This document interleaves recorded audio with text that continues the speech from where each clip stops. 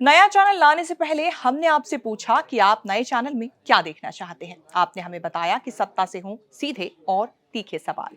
तो देखिए तक 360, गली से ग्लोब तक। देखिए, मराठी वोटर्स के ऊपर असर तो थोड़ा डाला, थोड़ा नहीं डाला। यूबीटी का 49% मराठी वोट में वोट शेयर मिलना ठीक ठाक है। मैं कहूंगा गुड है, वेरी गुड नहीं है। और उसकी खास वजह यह है कि जब आप मुंबई को देखते हैं तो उसको ग्रेटर मुंबई और सेंट्रल सबर्ब और वेस्टर्न सबर्ब में आपको करके देखना चाहिए। जहां तक ग्रेटर मुंबई जो अप टू माहिम है, माहिम से लेके कुलाबा तक, वहां तो यूबीटी बहुत अच्छा परफॉर्मेंस कर रही है अमंग मराठी वोटर और ओवरऑल भी। लेकिन जैसे ही आप सेंट्रल सबर्ब में जाते हैं, भांडुप, मुलुंड, घाटकोपर, ये जो बॉर्डरिंग एरिया है थाने के, वहां पे मराठी मानुस ने जो है बड़ी संख्या में शिंदे सेना की तरफ वो किया है, रुझान किया है, जिसके चलते आप ओवरऑल पिक्चर देखते हैं। और जो वेस्टर्न सबर्ब है उसके अंदर हम सब जानते हैं कि बीजेपी जो है बहुत स्ट्रांग फोर्स बन के हमेशा से उभरती है। तो in total net net total की बात करें तो मराठी मानुस 50% मिल रहा है, लेकिन शिंदे सेना भी अच्छा खासा वोट ले रही है।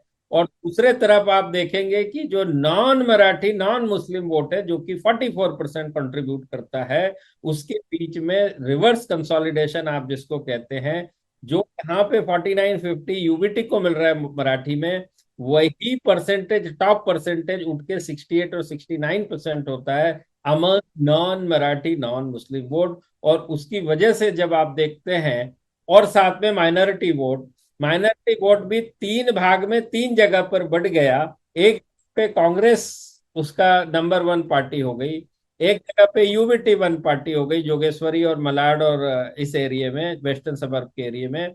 और मानखुर्द और गोवंडी में कांग्रेस और समाजवादी पार्टी के बीच में मुस्लिम वोटों का बंटवारा हो गया, जिसके चलते आप देख पा रहे हैं कि गैप बिटवीन बीजेपी प्लस और यूपीटी प्लस के बीच में 10 परसेंटेज पॉइंट्स का है, जो कि एक बहुत बड़ा गैप है। जब लोकसभा की आप बात करते हैं तो उसको आपको कांग्रेस, एनसीपी, नवाब मलिक का भी एक अणुशक्ति नगर और वो चेंबूर का इलाका में कुछ तो वो माइनॉरिटी वोट लेते हैं, उसके एनसीपी, कांग्रेस और साथ में एमएनएस का इधर पर आना, एमएनएस यूबीटी के साथ आना, उसने ना ही सिर्फ माइनॉरिटी वोट को थोड़ा सा अलग किया, बल्कि नॉर्थ इंडियन, गुजराती, राजस्थानी जो वोट होते थे उनको भी अलग किया।